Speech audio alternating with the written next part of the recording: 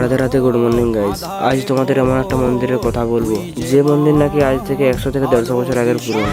আর এই মন্দির আমাদের ঝাড়গ্রামের শাল জঙ্গলের ভিতরে একটা ছোট্ট গ্রামে অবস্থিত। খর্গহস্তা মহাকালী অপরূপা, তোর প্রলয়ঙ্করী রূপে কেঁপে ওঠে শত্রুর তরবারি। জয় জয় মা, হৃদয়ের ভাষা। এই মন্দিরে নাকি কালী পূজার সময় অনেক বড় করে পূজা করা হয়। সেই সময় নাকি এখানে হাজার হাজার জনের ভিড় ভাট্টা হয়। আর এখানে নাকি অনেক দূর দূরান্ত থেকে ভক্তরাও আসে পূজা দেওয়ার জন্য। আর এই মন্দিরটা আমাদের বাসতলা স্টেশনের সামনে অবস্থিত। সময় থাকলে তোমরা একবার ঘুরে যেতে পারো।